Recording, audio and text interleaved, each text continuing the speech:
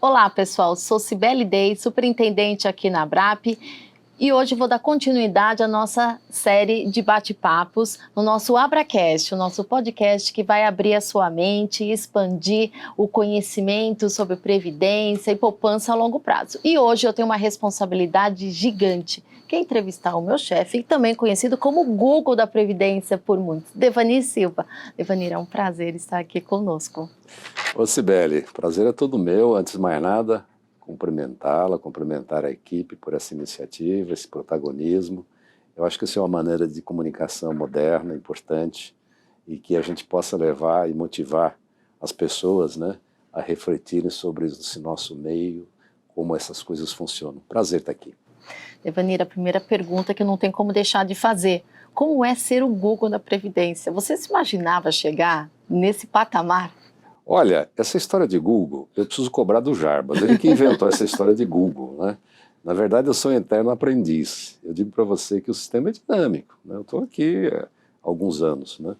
E sempre buscando aprender, buscando compreender, né? É isso que nos motiva. Essa história de Google não é bem assim, viu? Não, é super assim, porque todo mundo te procura, qualquer dúvida, não tem uma dúvida relacionada ao nosso mercado que você não conhece. Então, pessoal, se vocês tiverem alguma dúvida, não tem nenhuma que Devanir não responde, ele conhece tudo. Olha só que responsabilidade, hein, Sibeli, que você está me dando aqui. Mas, Devanir, falando em previdência, a gente também fala do lado poupador. Você se considera um poupador? Olha, eu acho que a minha história é a história de muitos. Eu nasci numa família humilde, tive que trabalhar muito cedo. Eu comecei, as pessoas não sabem, não foi em Previdência, eu comecei a trabalhar num restaurante, Seu Toninho. Seu Toninho, é um português. Aliás, a história do Seu Toninho é interessante, que ele sempre comprava um bilhete inteiro, e um dia ele comprou e ganhou, né? Aí foi para Portugal, mas não tinha servido o exército, perdeu tudo, coitado. Mas eu comecei ali. E depois meu pai, uma pessoa humilde, mas trabalhadora, deu um grande exemplo, né? E ele queria me levar para a construção civil, mas eu não queria aquilo. Eu sabia que eu queria estudar, que eu queria buscar novos caminhos, né? O conhecimento, enfim, eu sempre tive esse sonho, mas sempre com muita limitação. Então, desde cedo, eu sempre dei muito valor ao dinheiro, às coisas, aos valores familiares, que embora humildes, meu pai sempre foi assim, sempre fez questão que a gente seguisse um bom caminho, né? Só que ele não podia. Então eu, desde muito cedo, eu tive que trabalhar, estudar, e sempre com esse objetivo: eu preciso poupar, eu preciso ter esse foco. Não, isso é total fundamental, né? Quando a gente tem essa possibilidade de ter uma educação desde pequeno e vem do berço familiar, né? Sim. Isso faz muita diferença, né? Total diferença. E diz, nada é impossível. Quando você busca o resultado, busca aquilo que você sonha, e o sonho se realiza. Exato. Você precisa correr atrás, né? Nada vem de graça. Não, e poupar não é quanto você ganha, mas quanto você gasta. Você tocou num ponto interessante. Primeiro, poupar, para muitos, principalmente para os jovens. Eu vou poupar, deixa isso para depois. Eu vou poupar, isso é perda. Pô, eu vou deixar de ir para a balada, vou deixar de estar com o meu telefone novo. Esse negócio de poupar, uma hora eu vou conseguir, e vai adiando. Só que a vida passa rapidamente. Então, desde o início, a gente tem que ter esse foco, essa busca, né? E isso não faz mal para ninguém, viu? Trabalho, sacrifício, não faz mal para ninguém. E tudo que a gente conquista com o nosso trabalho, com o nosso suor, a gente dá muito valor. Exato. Aos 16 anos, eu tive a felicidade de... era um amigo, eu lembro o nome dele até hoje, o Wagner, nós jogávamos bola juntos. E ele falou, lá na Promon está precisando de alguém. Eu comecei na Promon como office boy. Foi o meu primeiro emprego na Avenida São Luís, 86. Comecei a trabalhar lá e falei, bom, aqui eu vou crescer. Aqui eu tenho certeza que eu vou conquistar a boa parte do meu sonho. Então, minha vida começou assim, Sibeli. Aliás, essa história da Promon é bem interessante que você conta no livro, porque Devanir é autor do livro Fundos de Pensão aqui, a construção da previdência privada, no qual ele conta a sua história, mas também conta a história da previdência, né, do país. É uma literatura extremamente rica. Aliás, quem quiser conhecer um pouco mais sobre previdência, recomendo esse livro, só que esse livro parou aqui em 2014, Devanir, você precisa estar atualizando. Aliás, se você quiser, eu posso colocar no orçamento do ano que vem. Muito sem noção de falar isso pro meu chefe, né? Daqui a pouco eu não vou passar, minha biometria facial não vai estar funcionando até o final desse bate-papo. Mas você pensa em fazer uma atualização? Porque Aliás, você tem muita história. Olha, vou dar aqui em primeira mão, desafio aceito. Eu vou fazer esse livro, vou atualizar. Quem sabe a gente lança no próximo congresso, né? Mas é isso, como você falou, né? Eu iniciei numa empresa que eu pouco conhecia, né? E já acho que com uns 18 anos, eu já tive meu primeiro cargo de chefia. Foi aí que eu, nesse livro até cito, né? Eu conheci uma pessoa que me ajudou muito na minha carreira. Terezinha. Dona Terezinha Rafael. Dona Terezinha Rafael era uma pessoa, já é falecida, infelizmente, né? Ela começou na Promon. Eu ouso dizer que depois do presidente, se não mais, ela mandava muito, era muito exigente, era uma pessoa muito correta, muito simples também, mas muito exigente. E eu comecei a trabalhar e ela viu que eu tinha alguma qualidade, tinha algum foco, né?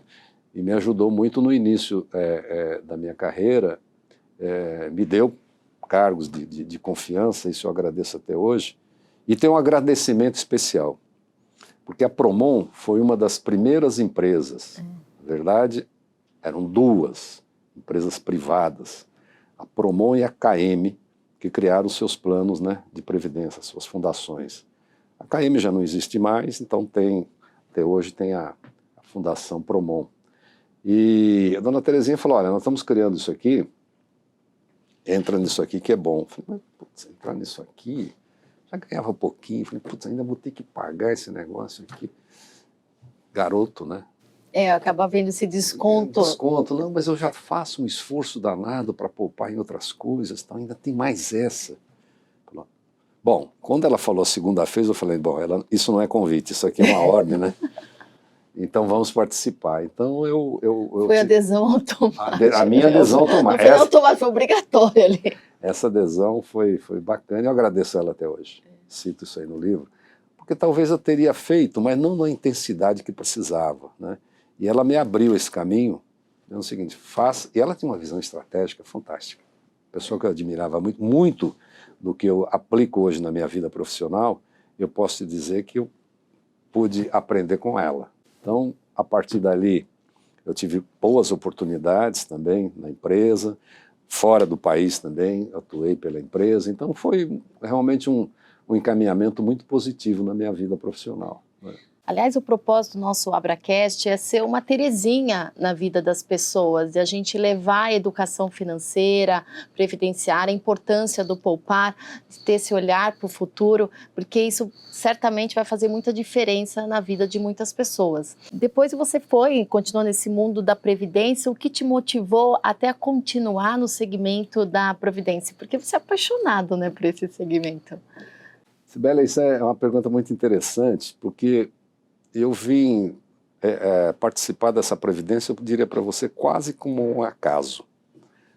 Porque quando eu tive uma temporada trabalhando em Santiago, e quando eu voltei, o primeiro presidente da ABRAP, o Dr. Guzmão, ele tinha perdido, na época era o secretário executivo da ABRAP. A ABRAP estava iniciando. E eu já participava da fundação, mas assim... fui até conselheiro fiscal, se não me engano, acho que até suplente, eu nem estava no dia a dia, né? Mas ele me chamou, eu falei, bom, eu tenho que aceitar, até porque foi engraçado, eu ajudei até a instalar o primeiro escritório da ABRAP, lá na Avenida São Gabriel. Aliás, eu passei lá hoje, o prédio até foi demolido. E aí vim para a Brap, era para quebrar um galho, vai. E realmente aí o tema me inspirou, eu realmente entrei de cabeça, eu participava de todas as reuniões das comissões técnicas, aprendi muito, né? Eu cheguei lá, não conhecia absolutamente nada, mas eu tive a felicidade de acompanhar toda a evolução dessa Previdência, principalmente nos seus regulamentos, nas suas normas, nas suas leis. Então isso me deu assim, esta oportunidade, eu encaro isso como uma oportunidade, eu tive esse privilégio de acompanhar isso. Era tudo muito novo no Brasil. A lei de 77, a Brap foi criada em 78. Eu cheguei na 46 anos, hein? Eu cheguei na Brap um pouco depois, eu cheguei já em 83, né? Mas estava tudo por fazer, né? Tudo era novidade. Então isso envolvia muito trabalho, muito estudo, e convivi com pessoas assim fantásticas, né, do nosso sistema. As pessoas às vezes me perguntam, pô, você está 41 anos, né? Isso não é monótono? Não é monótono, não é de maneira nenhuma. E uma outra coisa também que me motiva todos os dias, eu tenho certeza que todas as decisões que a gente está fazendo pela Brap, pela Previdência Complementar Fechada, a gente está fazendo bem. A gente está fazendo bem para as pessoas. Talvez pessoas que eu nem conheço, mas uma regra que você mude, que favoreça um participante, favoreça um familiar, alguém vai se lembrar, bom, teve lá uma instituição, alguém fez isso aí. Então não importa o reconhecimento, importa o trabalho e o resultado. Então isso é motivador. Mas por isso que você se mistura com a figura da Brap, porque você busca, o seu propósito é entregar o melhor. E a Brap também, o nosso propósito, eu falo nosso porque, né, fazemos parte dela, poxa, claro. Somos todos a Brap, é de entregar o melhor para os seus associados, a gente cada vez mais levar a educação financeira, a gente luta muito aí no governo, cada vez mais de mudar as leis, de levar o conhecimento, de fomentar, porque a gente sabe que isso é muito bom, isso vai fazer diferença na vida de muitas pessoas. E a busca de fazer o melhor, e por isso que você, quando fala de Brap, fala de Devanir Silva. Mas nesse 41 anos de história, certamente passou por muitos desafios. Quais são aqueles que, não sei se é possível, mas assim, os mais desafiantes aí, que você fala, puxa, será que vai dar certo? A gente passou por muito governo, muita mudança de moeda, muita inflação, tanta coisa, né? Teve situações, você citou uma aí, por exemplo, e lá nos anos 90 nós tivemos os OFNDs, que tivemos que ir para a justiça, isso foi um marco, foi resolvido agora, né? Com muito orgulho a gente Infelizmente tivemos êxito num processo de mais de 40 anos. E beneficiamos aí as entidades que acreditaram na Brap, a Brap sempre esteve à frente disso aí, né? Então dentro da... Eu digo para você, Sibeli, o seguinte, a gente às vezes lá em Brasília possa ter até confrontos, mas uma coisa é certa, a Brap conquistou credibilidade. Sim. As pessoas podem até não concordar, mas respeitam, ouvem. Isso é importante, porque a gente não leva nenhuma proposta se ela não foi bem elaborada, foi refletida, foi posicionada, e a gente vai com convicção, porque se não tiver também a gente nem chega. Exato. Né? Eu sempre digo o seguinte, você não pode vender nada que você não comprou bem. Então, esse foi um marco. Tivemos também alguns desafios, eu tenho que falar isso, né? Passamos por algumas CPIs. Eu vivi em Brasília, nos anos 90, praticamente 3 a 4 dias da semana. Muita gente nem sabe disso, Sibeli. Nós tivemos um apartamento lá no Kubitschek Plaza, que a gente alugava por mês, era mensal. Foi uma época difícil, né? Difícil, a gente vivia naquele ambiente, onde a imagem das entidades, e passou por tudo isso. Sim. E conquistou o seu espaço, né? Vencemos essa. E nos fortalecemos, porque hoje é um sistema que é autorregulado, que entrega, como você mesmo fala, ele entrega, paga milhões aí de benefícios, ele é sólido, é realmente um segmento que dá segurança de poupar e acreditar no seu futuro, né? Não, sem dúvida. E essa luta pela imagem sempre foi uma luta muito grande. Né? Porque muitos falam, mas esse sistema aí nasceu nas estatais como privilégio. Não foi isso. Sim. Não foi privilégio.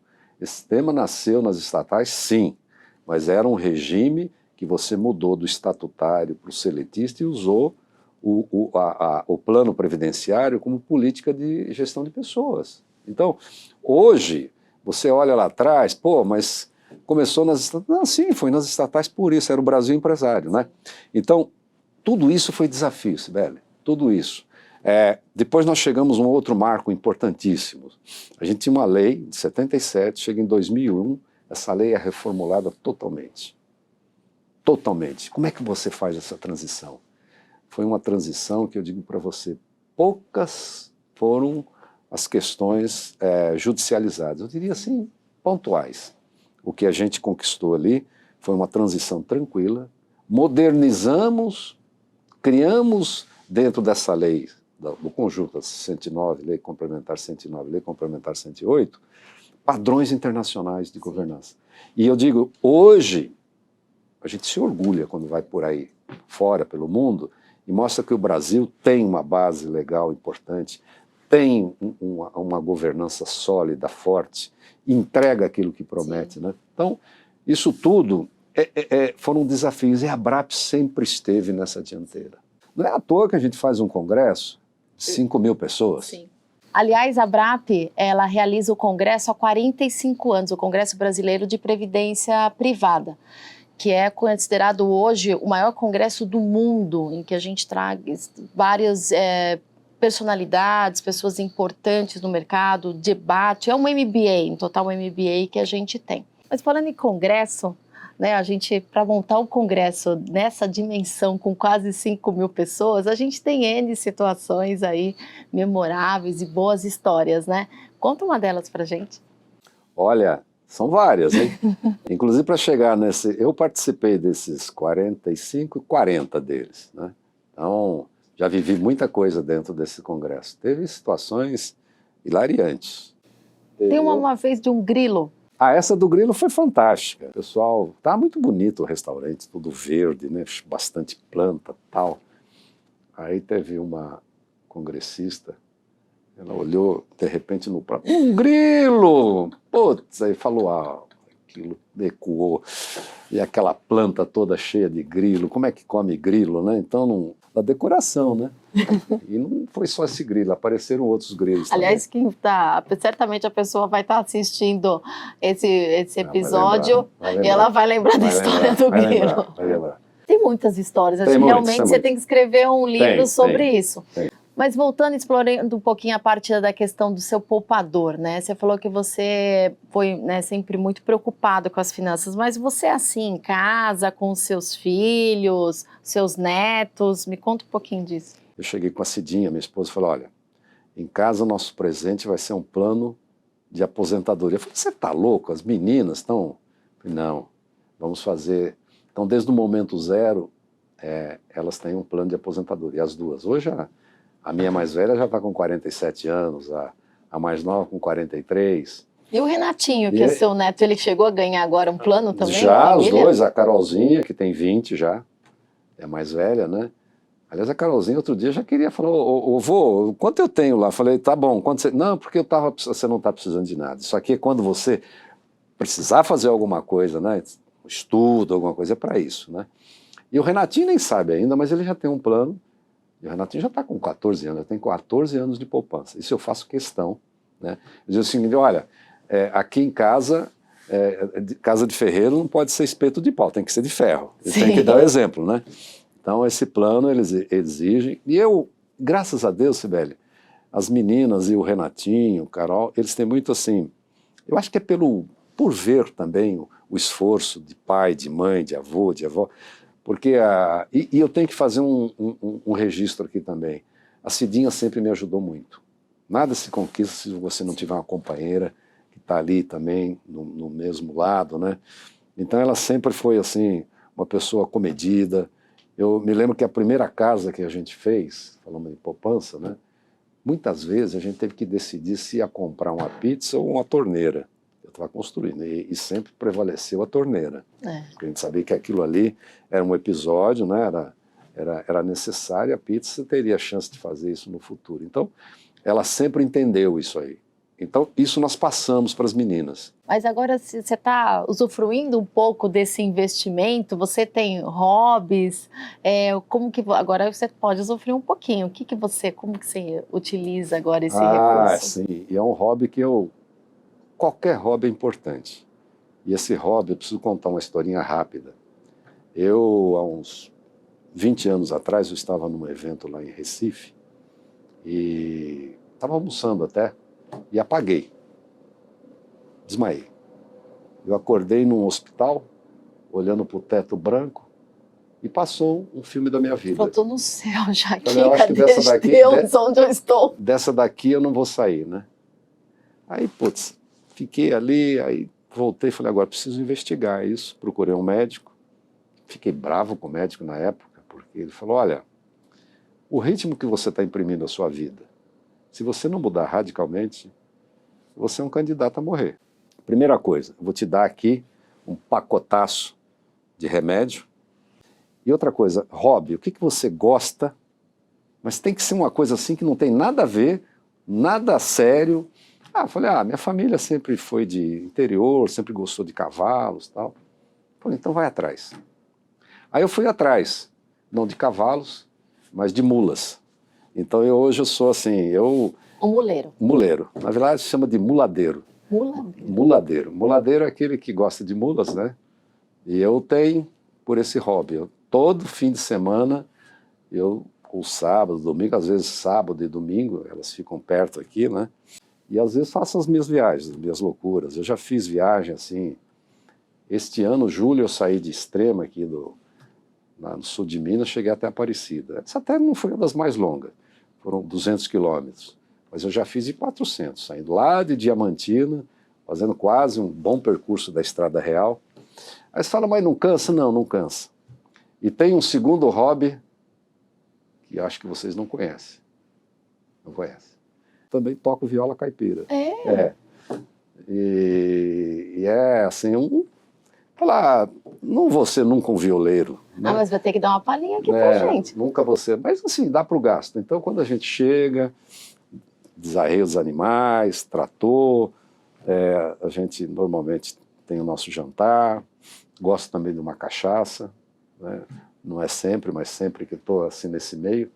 Então esse é o hobby. Isso daí, Sibeli, depois que eu comecei a praticar realmente, eu não tomo mais química nenhum, nem remédio nenhum, faço essas cavalgadas todas. E eu sei que você vai para academia também, sim, todo dia eu ando de manhã, né? Agora eu pus até esteira em casa, essas coisas eu faço. Se bobear, passo vergonha se eu ficar do seu lado na esteira. Então, isso daí tudo é o seguinte, a vida é um dom que a gente deve agradecer todos os dias. Agora, a gente tem que contribuir também, não é só pedir saúde, né? A gente tem que colaborar para que a saúde esteja sempre presente. Então, o hobby, seja ele qual for, essa quebra do nosso trabalho, isso nos ajuda muito. A vida, eu digo o seguinte, a felicidade não é uma coisa de futuro, é uma coisa de presente. Você constrói a cada minuto. E a nossa vida é um relógio que ele só anda para frente. Então é isso que no somatório, quando você já vai atingindo mais idade, você vai falando, sou feliz ou não? Mas eu estou procurando, né? Então é ali, é presente. Sim. Não existe nada de futuro. Passado já passou, você não volta. Futuro é incerto, mas o presente você pode criar essa condição. Eu ia te pedir para você falar uma mensagem final, mas acho que essa daí que você finalizou é maravilhosa, acho que é uma lição de vida, tudo que foi dito, da gente viver o hoje com qualidade, né, se preocupar com o bem-estar, e aí também, por isso que é um dos nossos propósitos também da Previdência, né, porque por você ter sido previdente, que hoje você consegue também se beneficiar desse hobby, curtir isso e te faz tão bem. Eu quero te agradecer por você estar aqui, esses insights maravilhosos, eu sou sua fã, eu acho que eu e muitas pessoas aqui do nosso segmento, você é um ícone pra gente, o Google, não só o Google, mas um exemplo de vida. Eu quero muito te agradecer. Oi, Sibeli, eu que agradeço. E eu sou um cidadão privilegiado, né? De poder trabalhar num sistema que eu gosto e trabalhar com um time que eu respeito muito. Então, muito obrigado, agradeço a todos por estar conosco e continuem que teremos novos episódios com muito conteúdo, influenciadores. E se vocês gostaram desse episódio, curtem, compartilhem, sigam nossas redes sociais e até mais.